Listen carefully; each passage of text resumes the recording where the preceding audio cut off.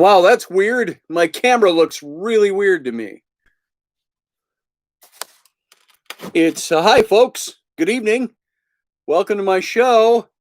Does this look really zoomed into you guys? Because it does to me. Hope everybody's doing all right tonight. It looks to me, you tell me that are watching live, does it look like the camera is zoomed way in? Because right now, I just started this camera. Oh, you're seeing it, huh, field guy? All right, not quite sure what's going on with my camera.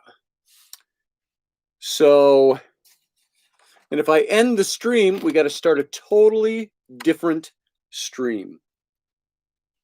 I'm zoomed much further. I can't even, there's not even a zoom tool on this, I got to tell you. So it's a little interesting to see why that's even doing this. So, but you know what? It's a problem enough. I may have to reboot this program. Hang on. Let me see if I can. This is a weird way to start the show. So let me talk a little bit while I'm trying to do something here. I'm going to see if I can edit what the camera is doing while we're talking. Live chat. Details. Nope. It's not letting me do anything with the camera. Okay, so cancel that. And I know this is really a stupid way to start a show, and I apologize to you all for this, but I just came in, sat down in front of the computer, hit go live, and poosh, and the camera was all zoomed in. And I don't know why, because there's not a control for that. So let me see here. Let's see if this is doing something. This. Fun. Nope. Even the program for the camera has no way to and I look yellow and zoomed. So now you're all in here. Do I just stop this broadcast and restart it? See, then it's all screwy. All my settings are gone then, and we got to start from scratch. But we can do that. Yeah, Doug Stack, it's my show. No, I don't mean to apologize as much as I mean to be, it bothers me. And if it bothers me, hopefully it bothers you too. So my lighting is on full. So that shouldn't be showing so yellow. There's something up with my camera. And I've never had to troubleshoot something like this live before. See, these are the funny things that you run into doing stuff like this. You go live, and all of a sudden, something doesn't work right, and you've never run into this before. So it's like, okay, what do I do? Where's my camera controls? Well, there aren't any on Facebook. So there it is. And yeah, I can just fuck it and drive on. Iowa. And not bad, says Roy. How you doing, Roy? All right. Yeah, it's too zoomed in is the problem, and it's very distracting for me. So maybe what I'll do is just back out like that a little bit. How's that? All right. Well, welcome to the show tonight. We've gone live. I did not pre-record for tonight, so this is not airing on Odyssey Radio, which is where the show normally airs. That's odysy1.com. And but we're airing right here on the YouTube channel tonight, just going straight live to you guys. And so let me just see you all who's in here. Catherine Sanders, good to see you. Show must go on. You look fine. She says, thank you very much. It's technical glitch. It's kind of weird. It's like having a live news anchor show or news show with anchors, local television, and their cameras are all zoomed really tight. And it's, it gets a little out of focus and a little shaky and stuff because it's so darn close. But there you go. Colors are all off. Don't know what's going on with my camera. So let me see. I do have other. Let me try something. I'm going to try one thing. And maybe, no, that's not it. I got another another program open that's, and I'll bet you if I reboot this screen, it's all going to go away. So, and we'd have to start over. So anyway, welcome Roy, welcome Audrey, and Sarah Nichols. Good to see you. And yeah, tech issues seem to be the thing these days. Catherine. So Roger Rabbit, good to see you. It's China's fault, he says. I'm sure they made the camera. Color is off. Your nose is not quite so red as normal. My blood pressure might be down or something. So let's see. What else we got going on here right now? Field Guy, you're here. It's good to see you. And Roger Rabbit, it's good to see you. And I see I can do this when I go live. That's what I like about this. Doug Stack, already talked to you and said good evening. Can't wait to get to the bread lines. How about y'all? Says Doug Stack. All I've heard about the inauguration today is Chris Wallace on Fox News said it was the best inaugural address he's ever heard. That's all I know so far. I did not tune it in today. I had other things going. I had to do my nails and things like that. So I did not tune it in. Corin Browning, good to see you, brother. And Barry Chad, you're here. Good to see you. And Iowa X, I saw you, and we did our niceties. And there we go. So let's leave it at this. What's this who dat that you always put up there, Audrey? Is that another chat program that you can do alongside of this? I think that's what that is. I've never really looked into it. So I wonder, but every now and then I see one or two of you go, who dat? And so that must be a chat program. Oh, it's her Field Guy. Okay. And so with that inauspicious beginning, let's launch into the show tonight. And I wanted to start with, we haven't done these for a while, mostly because I was out all last week and one day this week, I think. We haven't done our Spark Courage for a while. These are the 50 ways to be bold, and it's as a reminder to those of you who haven't seen this maybe, is I picked this up at a garage sale for about 50 cents, 25 cents. It's a foam big matchbook, and inside are contained fake matches, but on each one of these is listed some kind of saying that is a way to be bold, a way to show your courage, and a way to bolster your own courage. I've had some people ask me, well, why do people need to be more courageous? Why do they need to be bold? I had somebody from Europe say, well, over here, boldness means something completely different. It means brashness or whatever, cockiness. And I said, no, over here, boldness is a little different connotation than that. And the connotation with this is that we all run into things that are things that we need to do to sharpen our boldness, sharpen our own courageousness. And I think that's a necessity for all of us, no matter what you do in life. All right, take a look at this. I don't know if we've had this one before or not. Let's see if I can get it up here so you can read it. Generate a detailed mental picture of you achieving your goals. Of you achieving all your goals. All right. Now, first thing that comes to mind, we've all got goals and stuff, but if you achieve all your goals, what did they say about Alexander the Great?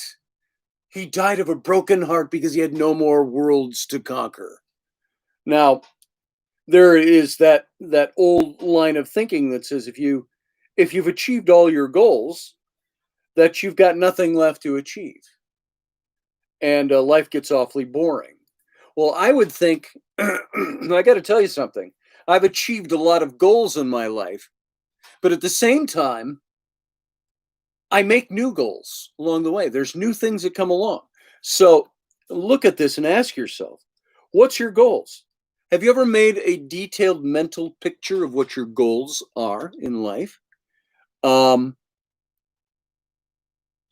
Chad says, Yep, I like what the chefs have cooking. Oh, okay. I thought it was in reference to this. Sorry about that. And so, what are your goals? Ask yourself, what are your goals? Ask yourself what you're doing to achieve those goals. Have you ever made a mental list and said, here's all the things I want to achieve, and here's how I'm going to achieve them? Do you think that could fit very neatly into what we've talked about when it comes to visualizing, um, and then actualizing, setting a why is the word escaping me? Setting your vision on something, visualizing, intent, visualization, um, not it's not actualization. There's a different word in there, and where when you want to achieve something, you visualize where you want to be.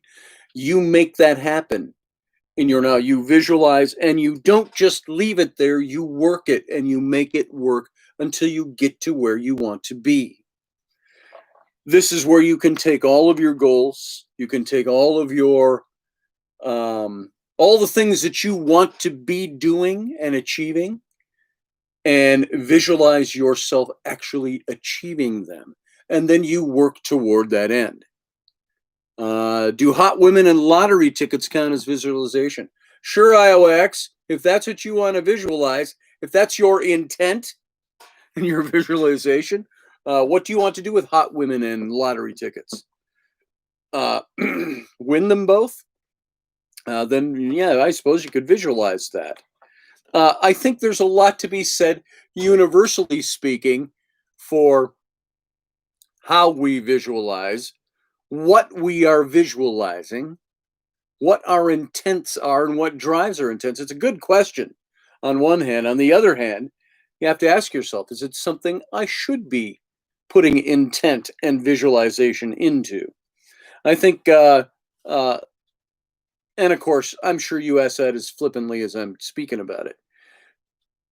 But there are things that we probably, I don't know. When I was in church work, it's like I prayed to God every day for $1,000,000 and it never appeared.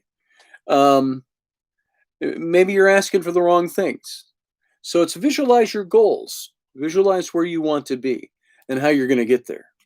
So, um, hey, Darth Samuel Nagayan, good to see you. Doug Stack is illiterate. I'm sorry about that, Doug. Read this. Let's see. Aspirations. Yeah, that's the other one. Set your aspirations. So there's your bravery. What does that have to do with having bravery or boldness or courage? How does that bolster your courage to enlist, make a mental list of your goals, and then work to visualize them? I would think that that builds your boldness, and then it says it's okay for you to put forward the things that you want to achieve. And it's not always materialistic. It's not always just self-serving if it's about you. Sometimes, because there's a different connotation to selfishness, to self-serving, to all of those things. So the idea with this is to say, I have set a goal and this is what I want to accomplish with this goal. I have a goal right now. I have a goal. Rainey and I have been talking about container homes and what it would take to build a container home on a plot of land up here. And so, you start pricing things out. You start looking at what container homes cost, what work we can do, what it's going to cost to finish out, and all of those things. And so you start plotting it out and saying, this is my goal here.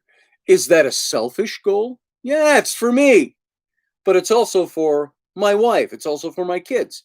So these are things that we do that have goals that are to help someone. I used to say rather flippantly, IOX. I used to say I'm visualizing and working toward trying to win the lottery, because if I win that $640 million, I will put a lot of people to work. And of course, that's where our heads go. We go, I have to be somewhat, philanthropic. If I'm going to wish to win $750 million, cash payout of which would be what, about 500 million. I think I could live on 500 million. So, I mean, have you ever done the math on that, by the way? You take $1 million, $1 million, and put it in the bank and don't touch it. Your average yield, just an average old bank account, you're going to get 2.8, 3.5% return on your money. Well, let's average it out and say 3%.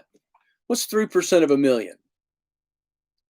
But this is where my swift mathematical brain kicks in. 300,000 would be 30%,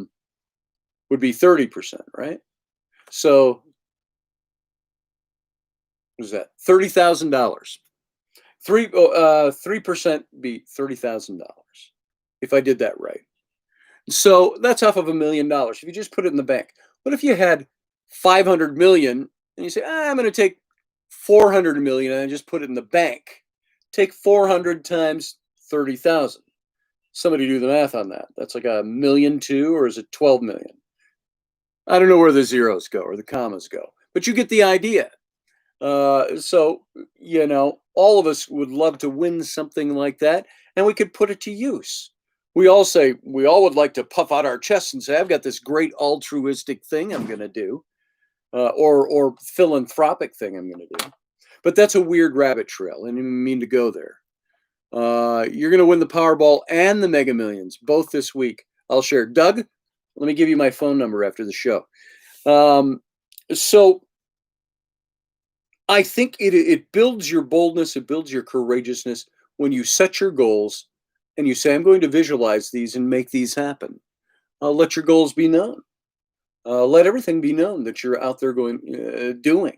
So, all right, enough of that. That's our Spark Courage for tonight. I did not want to talk politics today. Remember when I started this show, I said this show is not about politics. And of course, I was doing a lot more politics with Rocky.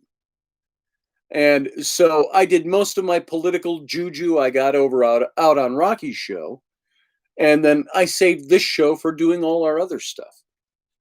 And if you could see this here, I've got a stack of books piled up here of things that I want to get into and talk about. And I keep putting them over on this stack to say I'm going to make some reference to these books. I've got this book that I'm reading, and I'll recommend it to you.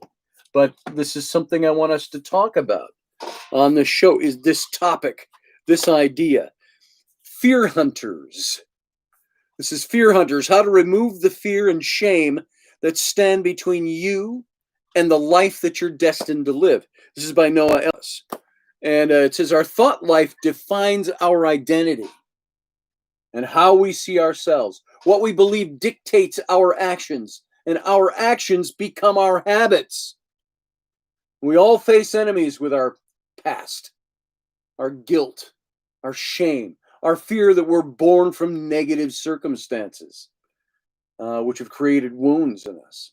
Baggage. We're all used baggage to a certain degree. You could probably list on one hand the people you know that don't have their own idiosyncrasies, their own hangups, their own pasts, their own problems. So we've all got that. And these wounds can birth lies in us that we agree with over time. Doug, look at yourself. Field Guy, Roger, Catherine, anybody who's here listening. Look at the things. How many things have we accepted as the wounds in our lives that birth the lies that we start agreeing with about ourselves over time, and which cripple our thinking? They nag us into an ineffective life. And that's one of it's not a fear, like a raging, going concern, but I would say it to say it easiest way. One of my greatest fears is being ineffective in life, having no usefulness, ending my days and realizing, what's the I went to the woods because I wanted to live deliberately. I wanted to put to rout or death all that was not life. And I wanted to take a bite out of life, suck all the marrow of the bones of life, put to death everything that was not life, and not when I came to die realize that I had not yet lived. This is the thing. It's that whole idea of John Lennon said, life's that thing that passes you by while you're waiting for it to happen. This is why I have my mantra, which I mentioned for a while in here, but that Mark Twain quote, 20 years from now, you're going to regret more of the things you didn't do than the things you did do. We live out our lives becoming ineffectual, ineffective, in essence, dead shells that don't accomplish anything because we have no courageousness, we have no boldness to move forward. We've trapped ourselves within our own thinking. And our families, our careers, our relationships all suffer in life as a result of this stuff. And freedom from those strongholds in our minds can be achieved. And this book, Fear Hunters, is here to provide strategies and targets to help eliminate the shame and the guilt that stand between you and the life that you're meant to live. And this is some of the stuff I want us to talk about. Now, this isn't church history. It's not esoterics. It's not talking about, and you all know I hate the word woke, so it doesn't have anything to do with woke, but being awake, being aware. It's not that stuff. It's not archaeology. It's not history. But this is that stuff that I think is very important for all of us. How do we stop spreading ourselves too thin? Exhausting ourselves? How do we stop being afraid of moving and living in our lives? Doug, you and I have talked about this. We remember Motherella saying, you got big business to do this year. Get it done. You're going to make it happen. And Doug and I, hinted at this back and forth, little bits and pieces. If we're too afraid to move forward on something, we never move forward. We make every excuse in the book to not move forward. And so, these are ways that we're going to talk about with this on how to clear your heart and clear your mind, make room for peace, for joy, for love, for compassion, for yourself. You got to find out what the enemy is, though. You gotta show what you know you've been fighting. You have to go on the offense to hunt. And once these tools are in place, we're going to discuss how to steward a meaningful and significant life rather than simply a successful life. You can be successful and have a life that's not very significant or meaningful. So how do you achieve all of those things? So that's what we're going to look at. I just flipped this open right here. Chapter 15, becoming a professional failure. What if I fail? Oh, but my darling, what if you fly? It's a quote from Aaron Hansen, an author and poet. Failure is the key to success. Each mistake teaches us something. And that's the truth. So this is the kind of stuff. I love the picture on this book too, by the way. Look at that. That's very cool. So this is the kind of stuff I want us to get into next. We spent some time in some very heavy-duty esoteric stuff. Some of it I skipped because, and that's this stuff on the holy language, on the book of Enoch. Some of it gets a little too theological, I think, pointedly New Testament Christianity. And I wanted to avoid getting into that too much. But you're already, with the holy language, we were talking about how Hebrew, ancient Hebrew, seems to be this setup for representing the golden spiral of the universe. And that it works in every little bit, every letter in that alphabet means something. So we talked about it. Morgan Snow, how you doing? Good to see you here tonight. Mother Ella's helped. I went on some of your knowledge as well. My enemy is myself. But we got this year. We got this year.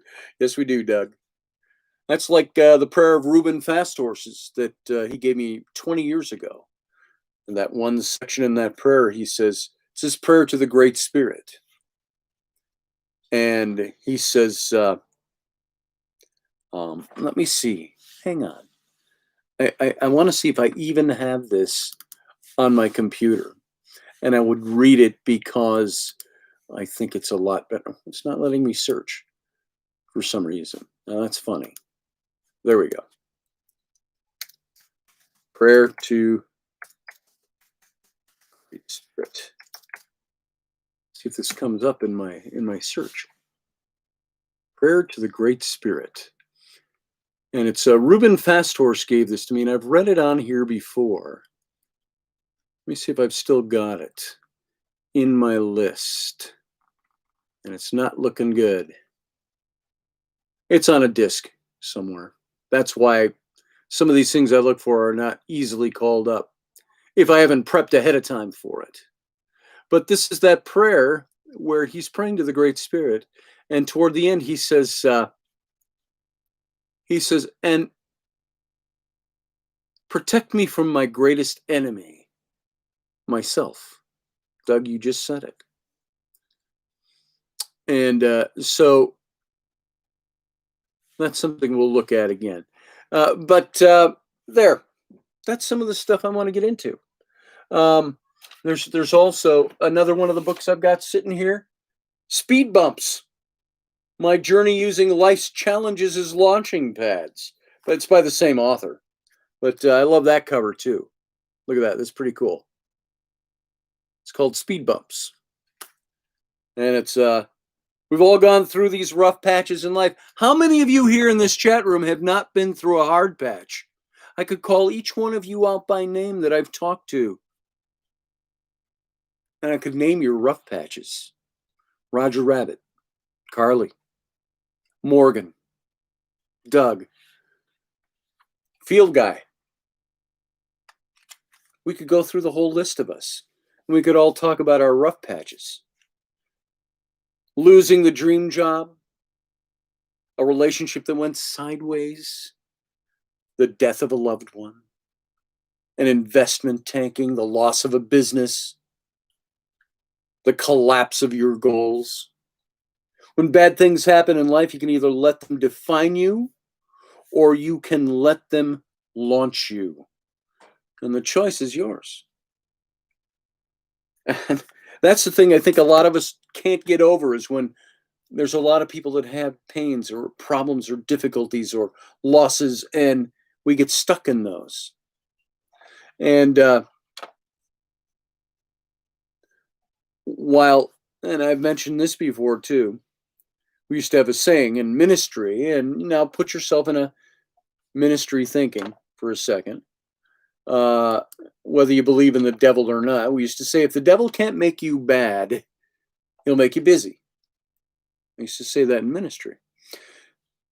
And so, what does that mean?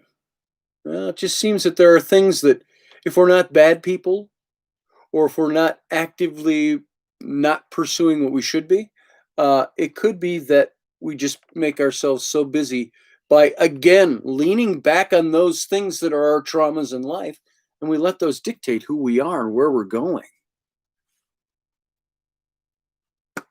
Marie, I'm tired of politics too. Believe it or not, I only talk about politics because I find problems with things. I have issues with things, and I work those out and I talk about them. I don't like talking about politics. I'm so damn tired of politics. And Marie, on this show, don't do a lot of politicking. We have since the election done a bit more talking about politics than we have since the inception of this show. We go back and look in the archives of this show, go all the way back, go 2 years back. You're not going to find a lot of politics. Up until things were getting dicey. And then you have to talk about some of that stuff. Roger says, I'm forever a student, constantly learning about this life and how to navigate it. Yeah, aren't we all? Here's the thing. This is why we do the boldness and the courage, the spark courage, is life shouldn't be something we're afraid to engage. It should be that thing that says, I'm doing this and I'm doing this now and I'm moving forward on this because 20 years from now, I'm going to regret not having done it. So cast off from the safe harbor. So these are some things I want us to focus on. We've entered a new 4-year good grief Charlie Brown period, says Field Guy. Yeah, I agree. That's my politics. But if I continue to talk about politics, this becomes a political show that talks about some other things sometimes. And I'd rather have it the other way around. That we're a show that talks about other things, and every now and then we hit politics if it's necessary. I could do a whole show every night for 2 hours a night on just politics. But then you know what? I'd just be another voice chiming the same bell. Another voice that's angry and angry and angry about the bullshit that's going on around us. Sometimes it's necessary to address some of that. Most of the time, it's necessary to just make sure we're doing okay in ourselves. And it's what we bring to the table out in life. So,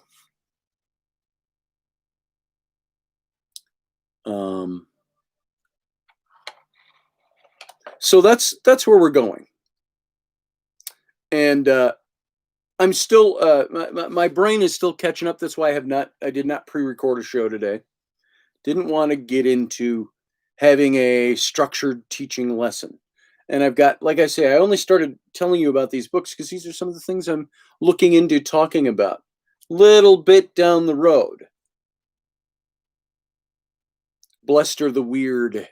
It's another book I have sitting here that I saw. And we read a little bit out of that one. Yeah, we've had 20 years of just politics, says Doug. Needs to be brushed away. Our escape from politics. Yes, that's what this show was originally meant to be.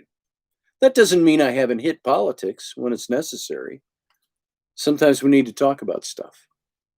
Sometimes we need to get real and we need to go, hey, we shouldn't care if we don't want to talk about politics. We affect the world around us. And sometimes we have to address those things. There it is. Enough on that. Now, how many of you here consider yourself family to this show, to this effort, to Intrepid, part of my family, part of my show family? I'm curious if you're willing to say, hey, I am that. There's a reason I'm asking, by the way. Morgan does. Scott Allen does. Hey, Scott Allen, by the way. Doug Steck does, 100%. Roger Rabbit. Yeah. Live long and prosper. Field Guy doesn't know what he feels. Barry Chad is on. And Rockin' Rhonda loves and hugs. Now, I'm not looking for this for pats on the back. I've got something I want to present here. And this is meant for kind of our family members, what we think. Now, I know there's a lot more people that listen to this show than appear over in this chat column over here. And I did ask the owner of Odyssey Radio today. I said, where do you think this show is standing right now? And he says it's still growing. I know back almost a year, a little over a year ago, I was told that this show has about 5,000 live listeners every night on Odyssey Radio. That's just the audio version of this show. And I appreciate every one of those listeners. And they've missed out for now almost 2 weeks. I haven't done a show over on Odyssey, mostly because of being down and out for a little bit. And probably be tomorrow I'll get back on the air over there. And so Oh, that guy is full of it, you said. I'm not sure who you're referring to, field guy. Anyway, so the reason I ask is this. There's somebody who's been a listener to this show who contacted me today. Now, this is very personal, kind of family around the table type of talking stuff. And this person came on with me today, having a conversation, and it started off very nice, and then immediately launched into how most of the listeners of this show don't like the show. I said, okay. I said, they don't have to listen if they don't like it. And he started naming off some of your names. And I've spoken with this person and this person and this person and this person. I'm not going to name them here. It's not the point of this. And this is where I say this is our live YouTube stream. This is not broadcasting out on the radio. So I'm going to talk about this for a minute. It's delicate information, perhaps. And I was told that there are all these people who have talked to this person and all reflect the same thing. They don't come here to listen to the show. They come here for the chat. And I said, you know what? I said, it doesn't matter to me. They come here for a reason. And I said, if they don't want to listen to the show, they don't have to listen to the show. And I happen to know some of the people he mentioned are people that have said many different things to me than what he was telling me. And so this thing has gone on and on, this conversation. And there were a couple of points where, do you ever have a conversation with someone and you go, stop, what is this fuckery? And you're like, fuck off. I don't have time for you. And to say I don't care that I'm being told that there are people who don't like the presentation on this show, be it politics, be it it was specifically pointed out my banal family ranch shows about stuff that happens in my family, my wife and I, and things like that. And I said, you know what? And I'll tell you all here now. If there's any of you that doesn't like this show or its content, you don't have to listen. It's a free country. You don't have to be here. Nobody's holding you here. But if you do like it, this is why I do this. And I happened to tell this person just a few hours ago.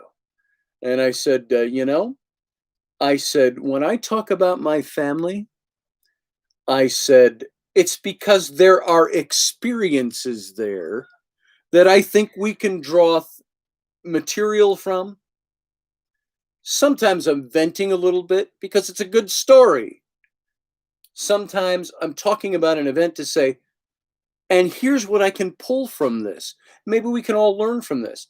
Do you realize when I talk about some of the psychological topics we've hit on relationships, on narcissism, on the way women and men interact with each other, the way we parent, doesn't apply to all of us, but that all of those things have at their core the fact that it's happened in my family. And so I bring those issues forward. When I talk about the fact that I had an affair 12 years ago, and I always like to say for my own comfort, not a sexual affair, but it was an emotional affair. And I bring that up. Why? So I can talk about that? No, I bring it up so I can talk about what it did to me, what it did to Rainey, what it did to our family, what it could have done to destroy our family, what I needed to do to overcome that, what we both needed to do to overcome that together. And so there are reasons why I bring up topics like this. And I'm just looking at some of your posts that didn't go through. I've just had to approve 3 of them. So world has your back, says Amanda B. Now we're all in it together, and that's for sure. Hey, Amanda, how you doing, by the way? Good to have you here tonight. And so I look, I look at this. Marie says, I'm here for your content. I love the books. They draw me to another time and place. Thank you. Um, and I try to present material here that's going to be things that are good for not just you guys, but good for me. There's things I'm learning about life and the universe and the world. But it doesn't always have to be about learning and expanding ourselves every night of the week. It can be talking about the strange figure I saw in Saqqara, Egypt, the vision I had there, which I'm not given to visions, as I told you, but it was a rare experience for me. And how could I define that as a vision? Why do I call it that? And talking about that story, I can make that story go on for 2 hours if I fill in all the visual details. And I do that for you guys, so you enjoy listening to a weird tale that's grounded and rooted in fact all throughout. Interpretation isn't necessarily fact on a story like that, but I give you all the facts and then I say, here's a possible interpretation of that. The crypto stuff. Yeah, Doug Stack. Crypto stuff as a over-the-road trucker. That'd be interesting to talk about. Catherine says, I enjoy your shows. I just don't always have time to sit and listen. My grandson keeps me busy. That's okay, Catherine. I appreciate seeing you when I can. And I'm glad that you're in here. And that's the same with all of you. We don't all have time to sit and listen to shows like this every day. That's why I've regimented it a little more. It's going to be from 9 to 10 Central Standard Time every evening, Monday through Friday. And now that I'm, back in the saddle health-wise over the last couple of weeks, we're going to do a few more of start doing the just a lousy cup of coffee in the morning. And it's a little early out west when we do those, but we'll maybe bump them up an hour or something. I want people to be able to hear them if they'd like to. And doing a couple of the other extras for this show. Iowa, I don't know what you're saying because I haven't had a chance to see them all, but all the last 5 held comments that I have to approve or a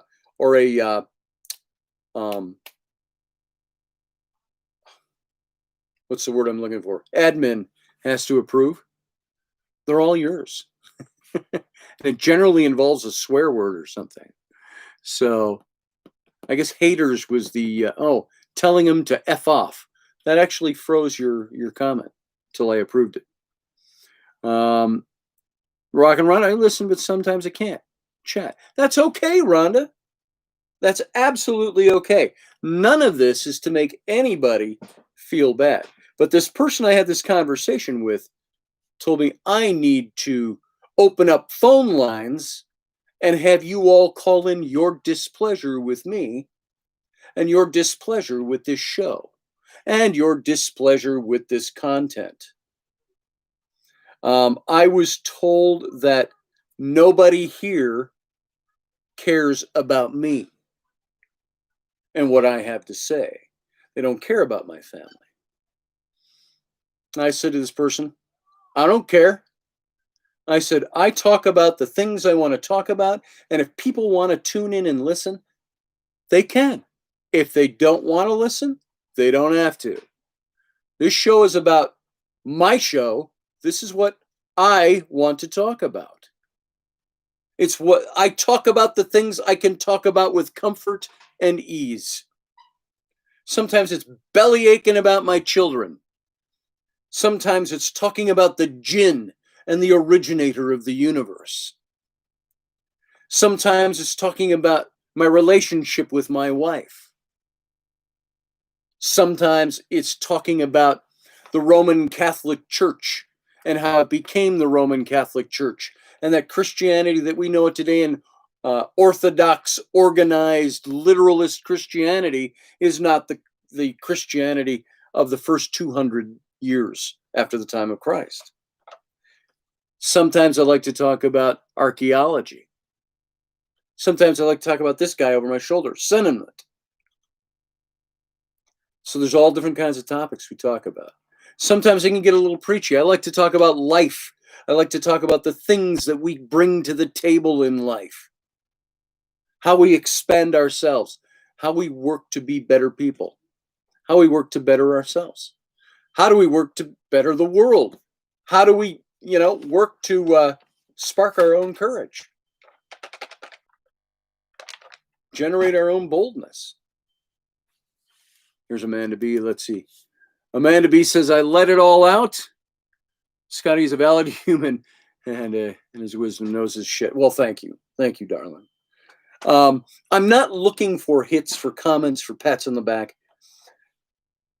I was a little pissed off by what this person said to me today. Because he mentioned to me that he's talked to, it's a child coming into my house. Oh my, I'm going to talk about my family for a second. Hi. Come here. What's all over your face? I'm on the radio. Chocolate? Here. There. That's chocolate all over that young face. Okay, my phone's not in here. It's plugged in out there. I'm on the radio. Goodbye. And bye. See you. All right. Hope he hates me. Means this guy that is talking smack said he hates some chatters. Well, I hope he hates me. Here you go, Iowa. Yeah, chocolate. Good chocolate around here tonight. I brought home some chocolate donuts. And so, what are you doing out? You have COVID. Well, you know what? I am out officially of my not isolation, my quarantine period. So I put on my mask, my Trump mask, and I went and picked up some donuts, the drive-through for the kids. Some creamy chocolate, thick chocolate donuts. And there were 6 in the package, and I got 3 kids. I went out there a little while ago, and there's Ellery, little Ellery, and she's cramming a chocolate donut in her face. And I go, hey, I might want one of those. And she said, I got the last one. And I look, and all 6 of them are gone. So all the kids each had 2. It's like, there you go. Dad's cooking. Scotty, there's one person I don't like too much, but then again, you and Rocky had words for them last week. He's a good guy, though, just different way of thinking. I know who you're talking about. Yeah, he's a good guy. Different way of thinking. I've never had a problem with him. But this person I'm talking about says he's talked to everybody, most people, that are regulars to this show. And they all think the same thing. And if I'm talking about all regulars, just about all of you are represented in this group here. Not every one of you was mentioned, but many of you were mentioned. Plus friends who don't come into this show on the outside.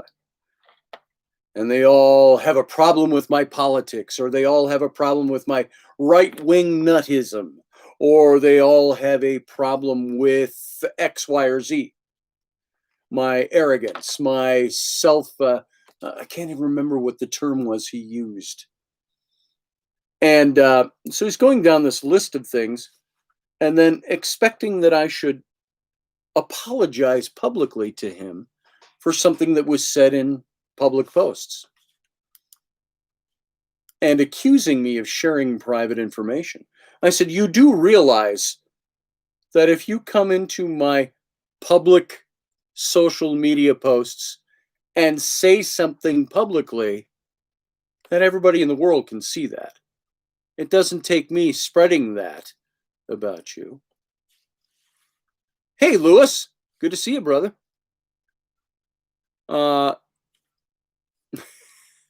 Amanda, don't say I would, you are right wing, but categories we all, and you know what? I don't consider myself right wing. I consider myself conservative. I think I'm a pretty middle of the road conservative because I'm not off the deep end. And some people might say, you voted for Trump, you're already off the deep end. And I'm like, yeah, fuck off. That's not true. So just because of who you vote for doesn't mean that you are. How did I hear that? I heard that put about Trump this week. Somebody said, just because you support somebody and some of their policies and their overall approach to something doesn't mean you necessarily are voting that I love the man. And I've talked about that many times. Yeah, we're family. You're right, Lewis. And so all of that to bring me to this point is that I was told I need to apologize to this person publicly. And I said, fuck off. I'm not apologizing to you for anything. I didn't do anything to you. I said, maybe you need to realize that when you speak in public, the world sees it. Doesn't need me sharing it. When you guys speak to me in private, I don't share your information with other people. Unless they're nude pictures, you know, they don't. I'm kidding. It's a joke. It's a joke, folks. These are the jokes. So, so apparently I am self-absorbed. I'm selfish. Nobody likes what I have to say. I need to talk more esoterics. I need to do.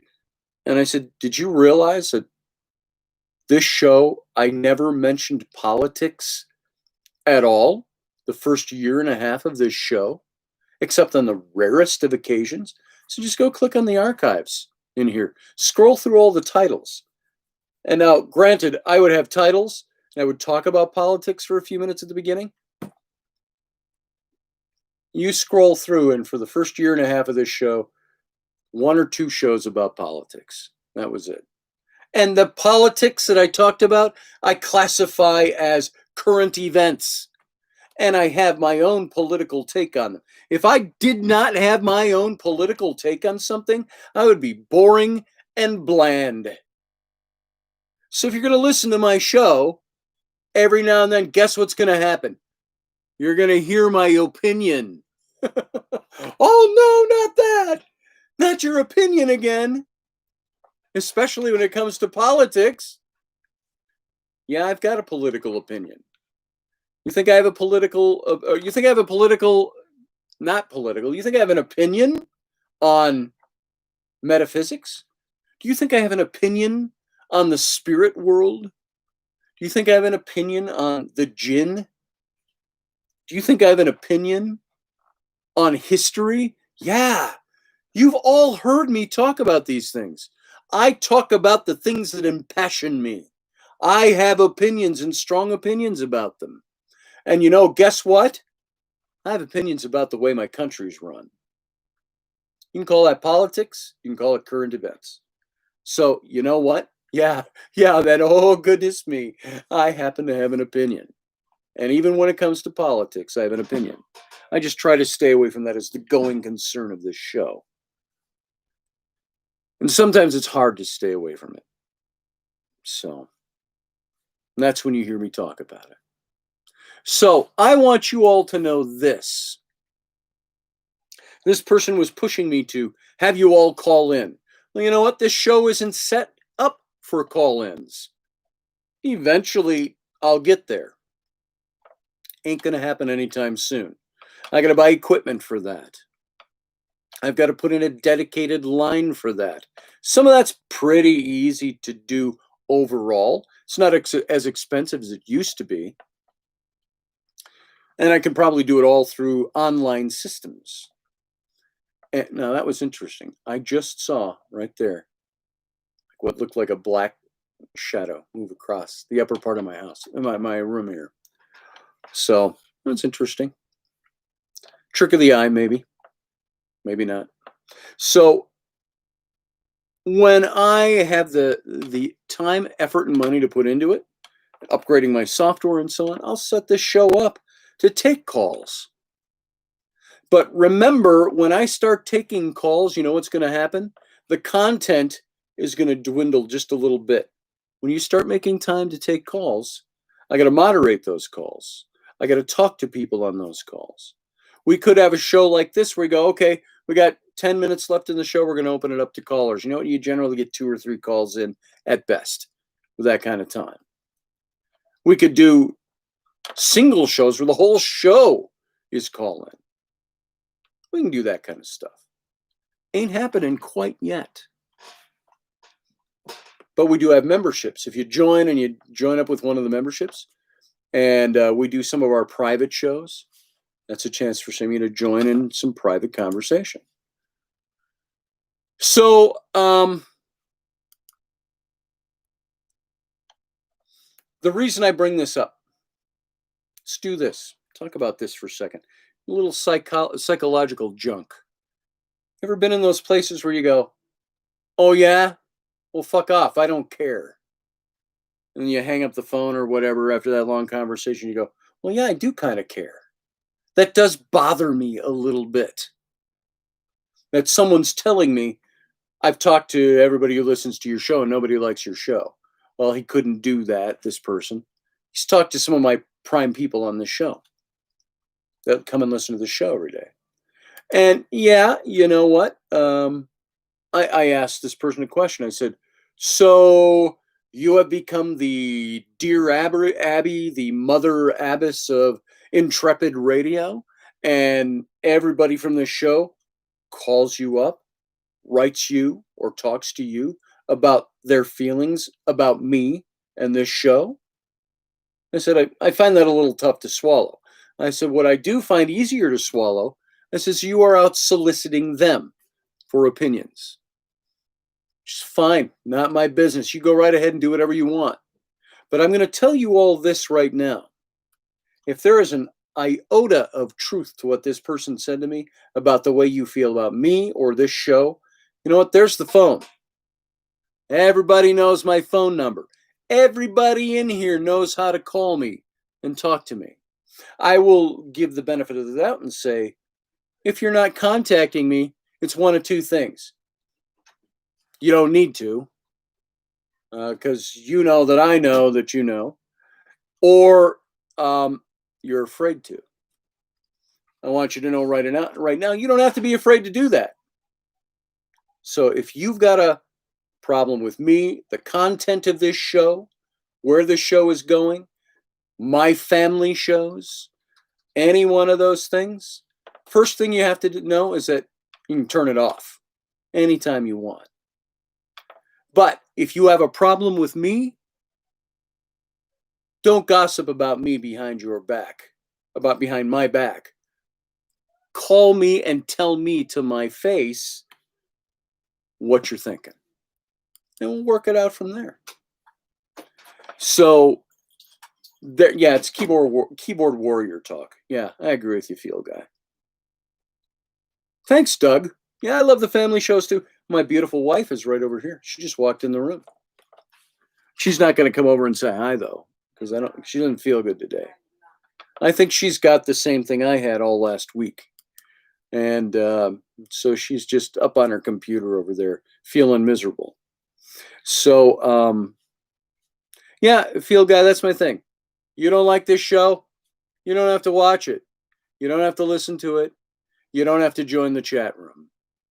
And the last thing this person told me today was, I'm finished with you.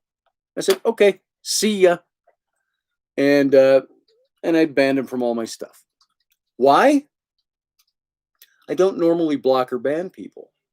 I do that when somebody is either abusive, not necessarily just to me, but to people around me, or that person has proven themselves to be, see if I can speak English, has proven themselves to be a problem. And I'll either put them on a temporary ban or I'll put them on a permanent ban. And when somebody calls me a self-centered, egotistical idiot who nobody likes what I bring to the table, and then tells me they're done with me, I'm like, hey, bud. Might be the truth. What? The egotistical idiot part might be. Shut up. Rainey says the egotistical idiot part might be true. So, you know what? That part only bothers me in the sense that I've always worked very hard to be very likable to everybody. And if somebody doesn't like who I am, it's like I can adopt one of two things. I can whimper and cry and be a wallflower and go, hey, fuck off. You don't have to be here. So I accommodated his wishes, and he's no longer part of stuff that I do. As Doug just said, bye-bye. Don't let the door hit you in the ass. And so there you go, folks. I know we're kind of at the end of the show. We should be kind of wrapping this up. So we'll give it a minute. And Amanda B., thank you for all your nice comments. I appreciate that. This is one of those topics I don't like to say a lot about it because it is self-serving. It's to talk about this show, what I talk about, what you think of me. So I say I'm not looking for pats on the back. I'm not looking for you to throw flowers at my feet and give me accolades. That's not what the purpose of this was. The purpose of this was to say, look, if you're talking to somebody out there who says there was a list of at least 8 or 9 of you that he named, and you know I know who you are, because if you know who I'm talking about, you know you've talked to him. I thought I'll make it known that you don't have to talk to somebody else about me, because if you don't know this by now, I am wholly attainable. You want to talk to me? Talk to me. Maybe I come off like a prick or hard ass or something, on air. But I hope I've shown enough of my tender side as well over the years that you guys can say, hey, I'm comfortable talking to you about stuff. And by the way, the same person, I looked as we were chatting online. I looked back at the last set of chats we had about 3 weeks ago. The same person said, I absolutely love your show. You're so honest. You're so open. You're so authentic. I love your stuff with your family. And now 3 weeks later, he's telling me what a detriment this is and how self-centered I am and arrogant and blah, blah, blah, blah, blah, blah, blah, blah, blah, ad infinitum. Don't let Tide Pod eaters or participation trophy idiots bother you. Thank you, Marie Keithley. So this is why beer comes in cases. Hell yeah, Iowa.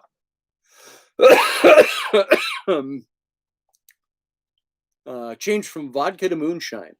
Oh, now that's interesting. They can look the same, just sitting in a glass. Or a mason jar. Love your beer in Oz. Foster's. I've got some of that out there. So, you hate Foster's or you hate beer? Or moonshine? You said 3 weeks ago, let me go back. So, we all need to be a little more touchy-feely like our glorious Chairman Biden. Oh, Jesus. Don't get me started, please. I've said this before, and I'll say this again right now. This is my one brush with politics tonight. I've said through the years, I've always liked Joe Biden. All the stuff about him being creepy Joe and all of that stuff. How much of that is true? I don't know. How much of the stuff about Trump was true? None of us know. So I'm talking about before any of that was public knowledge. I always liked Joe Biden. For being on the left, I found him to be a very decent guy. And I think a lot of people on the left are decent people. They have things that they hope for and things that they want to achieve. I get that. I just think I disagree with the way they want to do it. That's all I'll say about that. But Joe Biden, I always found him to be a good man, I thought. And I actually saw some videos of hearings of him. I watched a documentary on the life of Clarence Thomas, one of our Supreme Court justices. And I was watching those hearings, and those took place in the Bush era. Not Bush 2, Bush 1. I believe it was Bush 1. It was early 90s. So we're talking 30 years ago.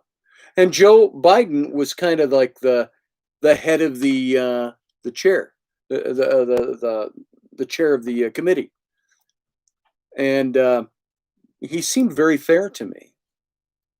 Seemed like a decent man. I also said, and you've heard me say this before, when his son died, 4 or 5 years ago, I think it was during the Obama administration, I do believe. I think it knocked the wind out of his sails. And I got to tell you, I know how I'd feel if one of my sons died. And I think it affected him deeply and adversely. And they say that when you start getting a little older, that the trauma of losing a loved one can sometimes push the edges of that dementia factor. And I think we started seeing that in Joe Biden. And I said, I don't go for all the insults about crazy Joe and he's demented and we can insult all we want, but the more we insult, the more we are like the opposition we dislike. So I don't like doing that, and I don't like engaging in it. But I saw Joe as somebody who was done. He's like, I've spent my 45 years in Congress. I've been the vice president of the United States. I'm in my 70s. My son passed away. I think it's time to go fishing. And I think he just loved nothing more than the end of the Obama administration, and he was going to go into retirement. And you know what I think happened? He got dragged back in kicking and screaming. Whatever they told him to get him to run, you saw he was a bit reluctant for a while there. I think he won because he already knew he was going to win. I think it was a win that was planned. That's why you didn't see much of him. But I'm not going to talk about conspiracy theories. I want to talk about the man. So I have no problem saying Joe Biden's my president. I may not have voted for him. I may deep down inside harbor conspiracy theories that the election was stolen. Not by him.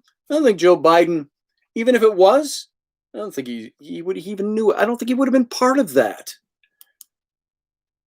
I think he was as much a tool as at times he was a victim. And so I look at Joe Biden and I say, he was a good man who came into this, and maybe he's got some good ideas. Doesn't mean I agree with his political ideology. Doesn't mean I tend to think that right now Joe Biden has become less of a man than I think he used to be, in the sense that I think, my opinion, I think it doesn't take much to roll him over. You poke him with the right stick and you can push Joe Biden in any direction you want. And I think that's why they like having him there. But that stuff aside, I'll give him my respect that his office is due. I'll say, Doug, you wrote something yesterday or the day before, and I've been saying this for weeks. I've said, you will never hear me say Joe Biden is not my president. You will never hear me refer to Joe Biden as 46. You know why? Because I'm a goddamn American, and this is my country, and Joe Biden, no matter how you think he got there, he is the president of this country, for good or for ill. I'll say the same thing I said when Obama was president. I didn't agree with a goddamn thing he had to say. Very rare occasions, put it that way. But I said I respect the office, and I respect the man in the office. Not that I necessarily respect the man's political ideology, but I respect the fact that he's the president of my country. Now, unless he's waging war on the people or becoming a murderous fascist dictator, a totalitarian despot, that would change. But so far, I don't see that. And so, until he or any sitting president becomes that, it is my duty as a citizen to support them as the president of the country. Lewis Boyce, don't hate me, but yeah, God damn it, Joe Biden is your president, whether you think he should be or not. You know why? Because you're American. He's the American president. We got to get over that. I will not be characterized the way the left was characterized during the Trump administration. You won't hear me, well, he's not my president. Yeah, you know what? We used to tell people he is your president because he won the election. Now, we might think the election was stolen. Right now, for all legal and constitutional practical purposes, Joe Biden won the election. He is the president of the United States, whether you like him or not. So, no offense, Lewis, but yeah, he is your president. Doesn't mean you have to agree with him or like him.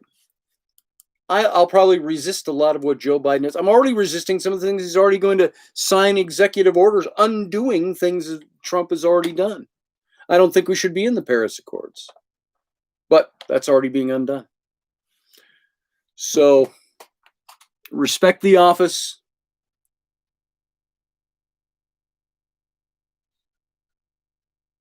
The mask mandate appeals to federal land. Yeah, I think probably. That's good, Lewis. Thanks, brother. So there you go. That's all I'm going to talk about politics. I'm not going to get into that stuff tonight. But I'm talking about the man. I'm talking about the approach I take. I'm talking about why I say the things I say and why I do what I do. And all that should give you a pretty good picture as to what kind of right-wing nut I am. And I didn't change that for anybody. I've been saying that since the day of the election. So even though I believed that the election was fraudulent, can't be proven, you know what? Since that can't be proven, we got to live with what's there. So what are we going to do? What are you going to do? You stand and you fight ideologically.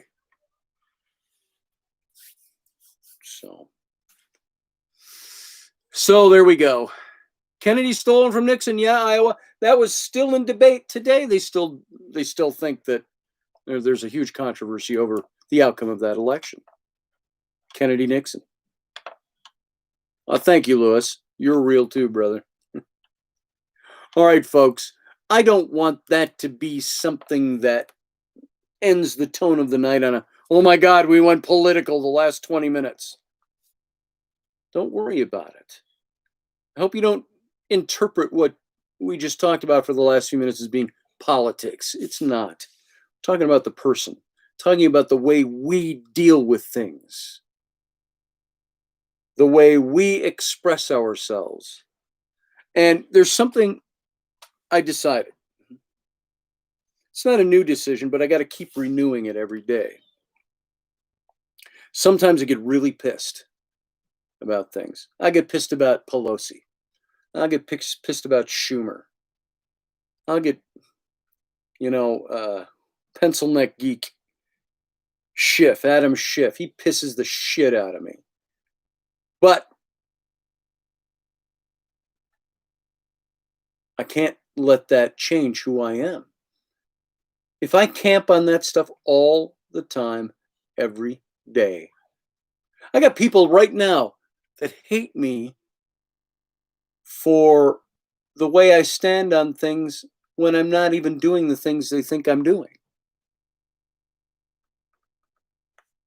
Ran into some of that today, too. So, Mitch McConnell, shit can Mitch McConnell. Mitch McConnell needs to go. He's as bad as Pelosi or Schumer or any of the other ones that have been in office for 45 plus years.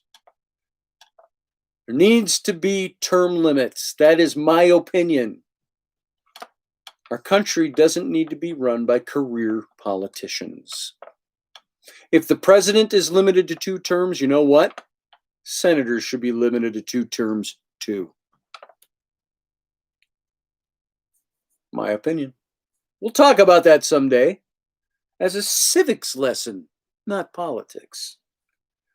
We'll talk about why that could be a necessary thing constitutionally.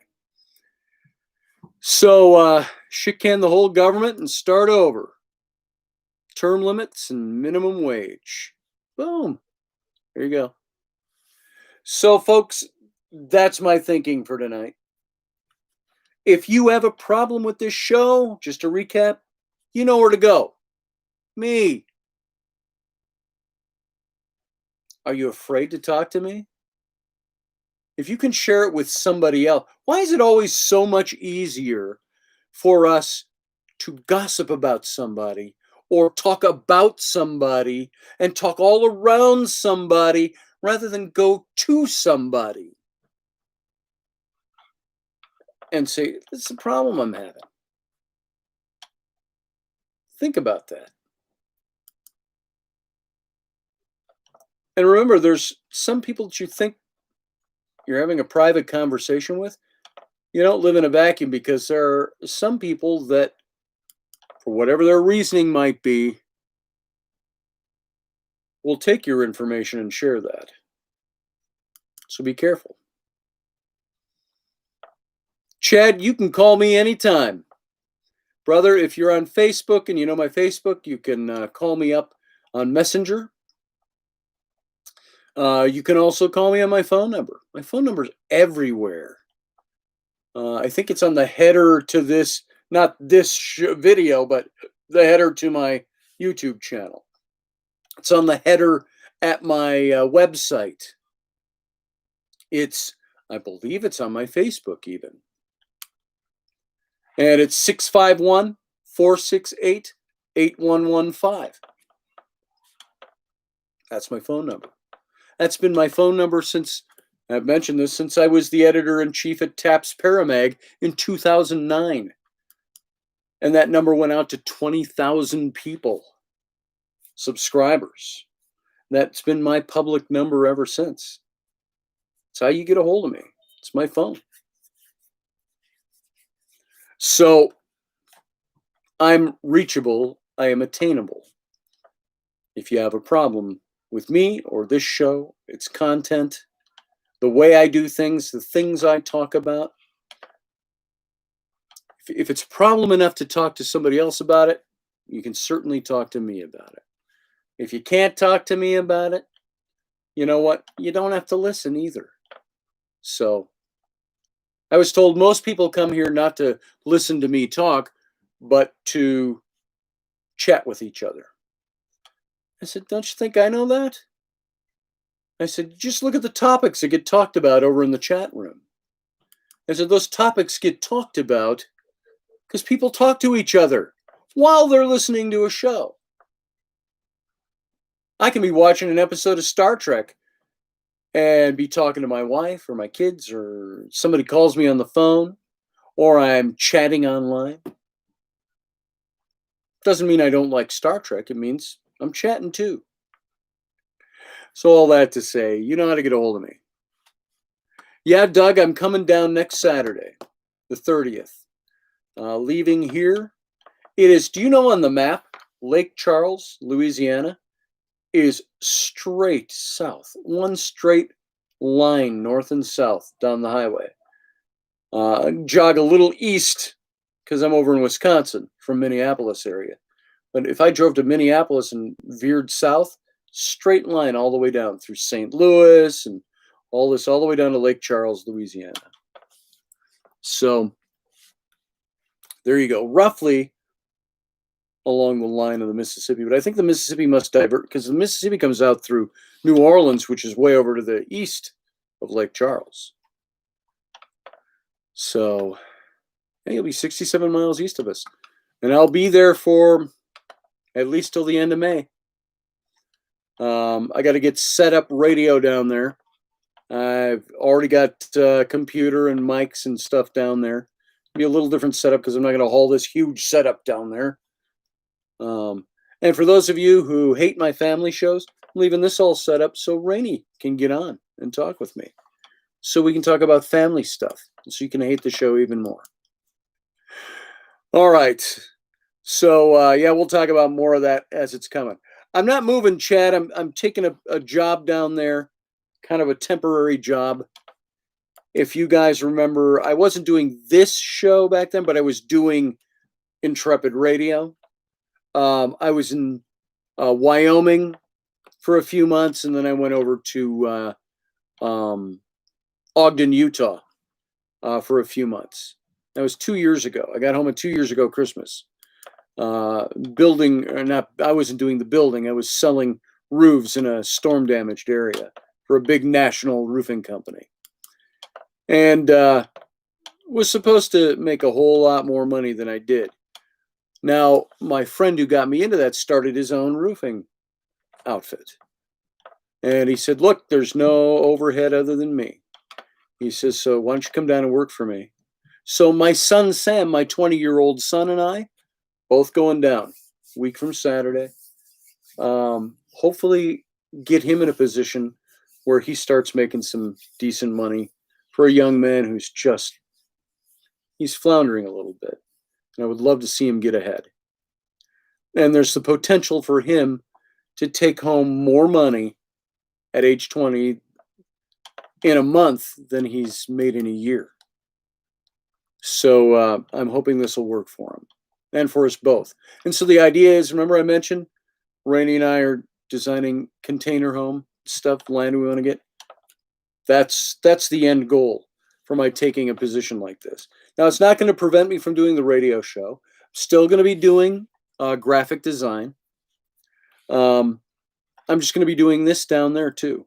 And I'll be away from the family for a few months, but I'll probably fly home at least once a month. So we'll talk more about that. Spending more time on that right now than I need to. But yeah, there's the answer to that question. Yeah, there's no Rocky. Well, Rocky's moving to Texas already. So, part of why Rocky and I don't do a show together anymore, it was all that preparatory work for him moving down to Texas. He's launching his own thing. He's doing his own stuff. He's pursuing his dreams, his goals. And my wife just came in again. How you doing? Crabby? Are you crabby? Crabby, I'm tired. I don't feel good and our kids aren't listening. I'm done in 2 minutes here. So I think Rocky is doing his show. I don't think he's stopped. I don't know if it's on Mojo 50 or I haven't paid close attention. We haven't done a show together in 3 months or more. So I know people wondered if Rocky and I had June Rocky break up. No, Rocky is he's doing his own thing. He's got to pursue his own dreams and his own goals. And so this is what he's doing. And so there you go. All right. That's all we got for tonight, folks. Yeah, I thought so, Doug. I see him every now and then. I slip into his show for a little bit in the evening, and I know he's still doing his show. So thank you, Chad. I appreciate that. Prayers are appreciated. South is warmer. Keep a steel box warm. Takes BTUs. Yeah. We're going to be living in a huge motor coach down there. My friend's motor coach. And so that's where we'll be for a little bit anyway, to get this thing rolling. And my goal, my intent, my visualization is to make enough over the next 4 months. We're talking February, March, April, May. And I want to be home by June 1st for at least a while. And I'll go back and do it again if it's profitable enough. And with his company, he wants to bring it up here and start doing more of that up here in the summertime. So all of that to say, my goal is to, in 4 months while I'm down there, be able to generate enough income to come back here, secure a plot of land. We want to get about 10 acres or thereabouts, depending on what we can get in this area out in the country, and build a container home, which is roughly, if you do it yourself and you do it right, you can end up building what would be the equivalent of a $250,000 house for $60,000 to $80,000. So there it is, folks. That's the goal with that. That's why I'm doing that. Yeah, come on. Yeah, would you buy a roof from this guy? So, God is good. It'll work out, says Chad Sanders. Thank you, man. The trip to Charlotte. Scott Allen, I don't know that there's going to be one in the near future, except my son just asked me tonight. He's living down in Asheville, and he'd drive up to Charlotte and maybe drop his car off there. He asked if how I would feel about driving from here to Charlotte out on the East Coast down to Louisiana. And I said, we can do that if that's what you want to do. Take an extra day and do it. And so probably an extra 2 days. So, yeah, Catherine. So we do that. We'll do a show on it. We'll do some videos on that. So there you go. All right, guys, we're done. I should have been done 26 minutes ago.